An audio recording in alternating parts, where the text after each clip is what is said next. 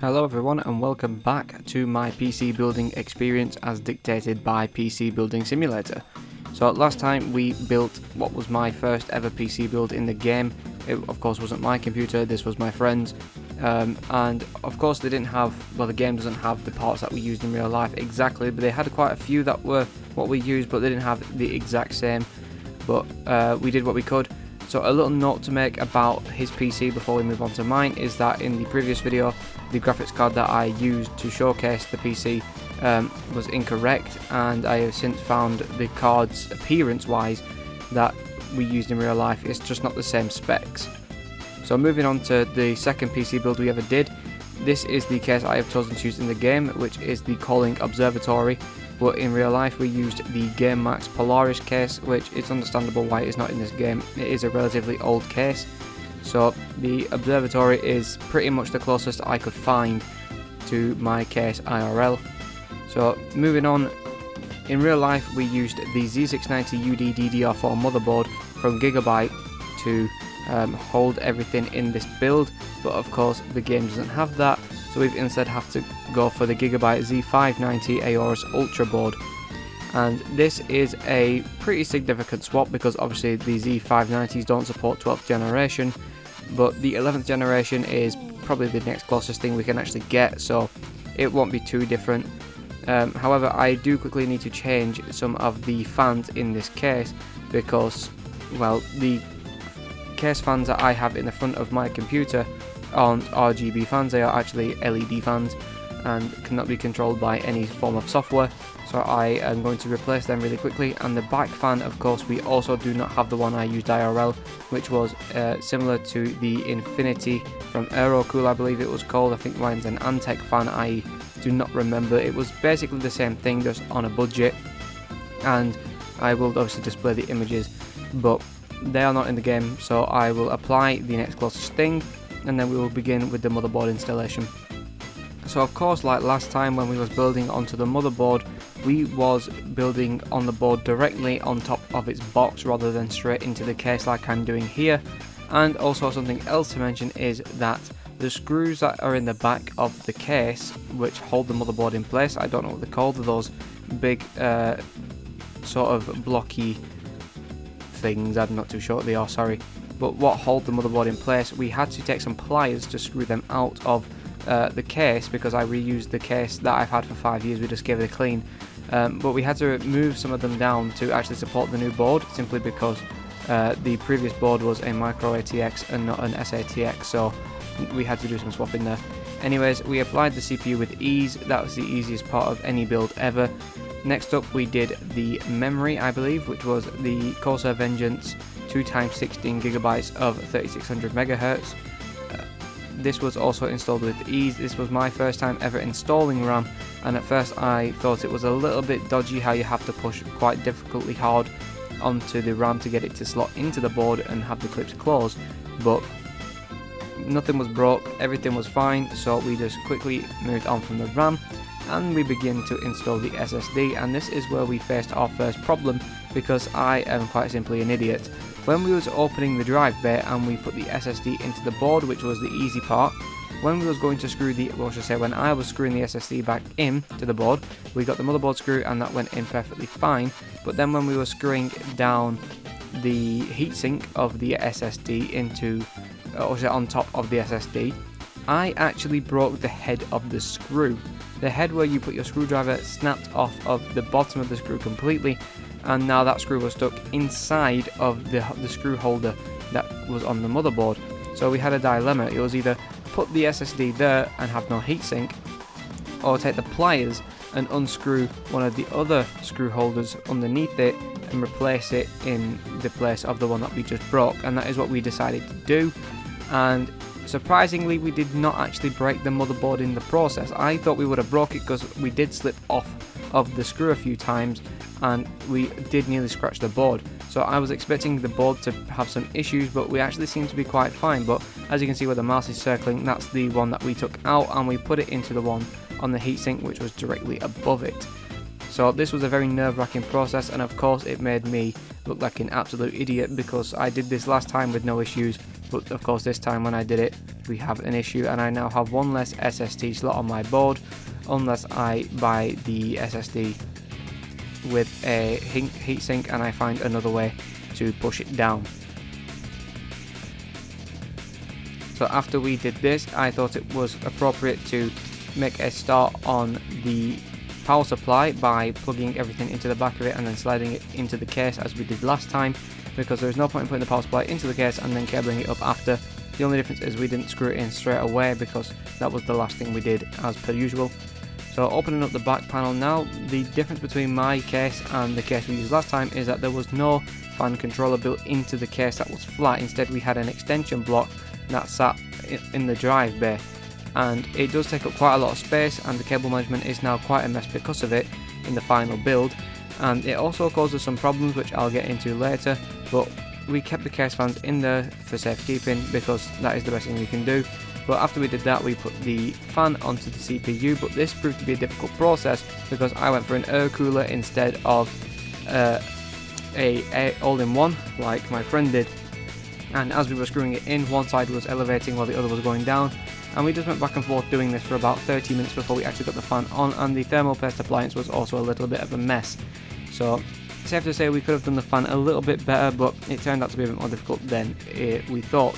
Anyways, I forgot to mention before that the SSD we used was a Samsung 970, which is significantly worse than the one that we used in the previous build because of its read and write speed, but it doesn't make much difference to me because it is still a terabyte and it does what I need it to do.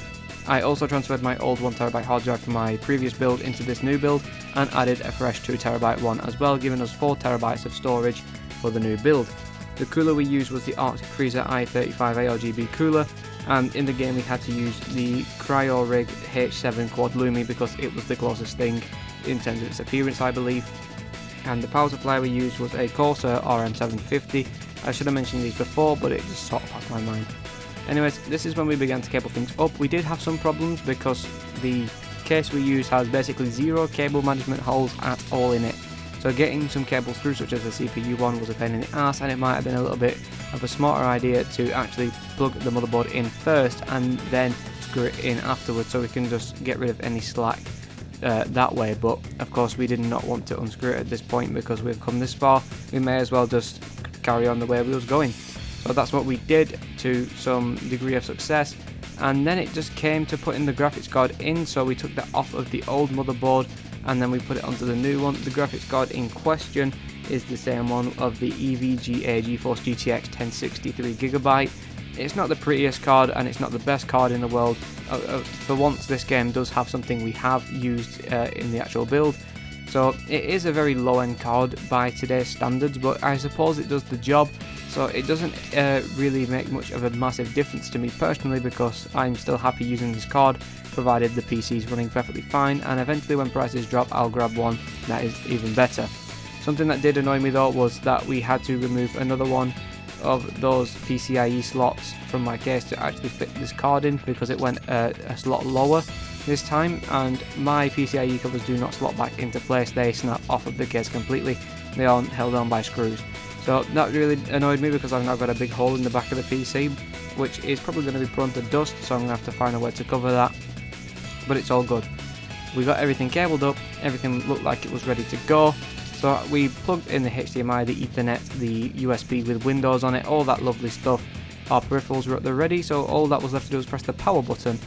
And just like last time, nothing happened. We was very ready to have this one working the first time, but unfortunately nothing worked. However, there was some more promise in this one than there was on the last one, because when we turned the power supply on before trying to press the button, all the RGBs in the fans flashed, which was the RGBs in the RAM and the back fan and the CPU cooler. They all flashed. There was a brief flash of the lights, but then when we pressed the power button, nothing happened. So after doing some diagnosis, we came to the conclusion that there was something that was not powering the PC correctly. Everything has power, the power just can't be used, if that makes sense. What I did first was plug, usually on your motherboard you have two slots for CPU cables. Now I do believe this is if you do a dual CPU, but I decided to plug them both in anyways, just to see if it made a difference, which it didn't, and I haven't unplugged it yet, so I should probably do that actually. But we basically unplugged a few things, plugged them back in, nothing happened. We had a look at the RAM to see if it was in properly, and that wasn't the problem either. Power supply cables were all fully connected. So I did some looking around in the board, and I found that the tiny little power plus and power minus switches, you know, your power LED plus, things like that, they were all plugged into that little extension that I mentioned earlier for the fans, and the fans were all still plugged into there as well. That wasn't a problem. It's just the fact that those power diodes were inside of the extension rather than inside of the motherboard.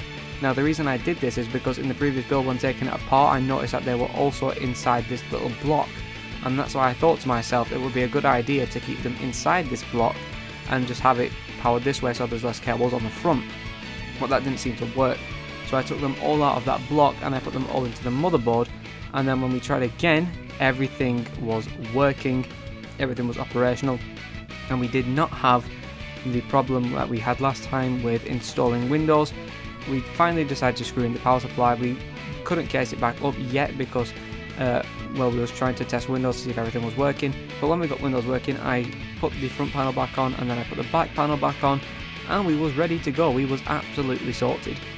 Before we did anything though, when the PC first came on, we of course went into the BIOS to make sure everything was working, everything was fully registered, we had the correct CPU, the correct RAM, everything like that. So we just turned on the XMP, we exited it out of the BIOS, and we was good to go to install Windows. Something I didn't mention in the last video either was that when we was trying to boot the PC up from the BIOS, we changed a couple of settings so that the boot drive was in fact the SSD and not the USB, and we also had a few other things changed, such as the XMP, a couple of other speeds, as well as safe boot. We turned that on, and this caused the PC to have boot problems for about an hour before I thought, you know, let's just reset this to factory settings and enable the XMP only, and that fixed it. So I probably messed around with a few things that I shouldn't have messed around with, but eventually we got that sorted.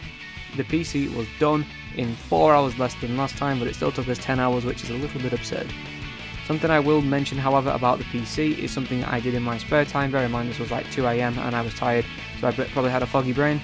But the front fans in the case are LED fans, as I mentioned, and my stupid ass thought you could plug it into the motherboard to use the motherboard software to control the lighting, because the button on the front of my case that once did control the lighting, I swapped it for the reset switch, so that I have a reset button and a power button on the front of my case now, instead of a controller, because I have a remote for the controls. But I couldn't find it on that day, so I decided to try and use the motherboard to do so, and of course you can't do that because they are LED fans. So that was a bit of a problem. So now I have not opened the case back up since, because closing up was an absolute nightmare because of how much slack the cables have, and I can't do anything about them because I don't have any cable ties left to sort that out. So now the front of the case looks like an absolute mess, and I've not bothered touching it since, which is a bit unfortunate, but eventually I'll get around to doing it. And that is it for my second ever time building a PC. Surprisingly, considering it is a simpler build, we had a lot more difficulties with this build. Even though they were more nitpicky details, and some of them were my fault, it's still a problem that we had with the computer, so I can't exactly downplay it. I can't just say that, yeah, we had this problem, but because of this, because of that. At the end of the day, it's still a problem with the computer that we had, and the build was simpler. So then again, we had more problem building it, despite knowing what we were doing, simply because of how we went about doing it and how many mistakes I made during the process. But at the end of the day, the PC is now built and it is now working. It doesn't look as pretty as the last one, and it is not as good performance wise as the last one, but it is still faster than the old one, and it is still fast compared to PCs that I've used in the past as well. On screen now you'll see the specs that it has for running recommended things, and as you can see, the only problem that we really do have, and let's bear in mind as well that some of the parts in this PC are not up to spec with the one that I have built. The only problem we seem to have is VRAM and the graphics card itself, because obviously they are linked and tied. So yeah, of course, the only problem we have here is the graphics card, and like I said, I'll change that when the budget allows it, but until then we're stuck with this. But I do think that this has been a very educational experience for me. It's been a fantastic one, and it's been a really fun one, and I've enjoyed it a lot. I'd really like to build another PC very soon, because it's genuinely quite fun, and it's probably one of the best things I've ever done in my life. I could actually recommend it to anyone, whether you like tech or not. It's just something nice to do. So thank you all for watching this little two-part series. I hope you did enjoy it. I intend to make some more videos about PCs in the future, but my next video is most likely going to be related to football, because I have not made a Football Friends episode for a long time. So yeah, keep your eyes out for that. Thank you all for watching, and I'll see you in the next one. Take care and peace.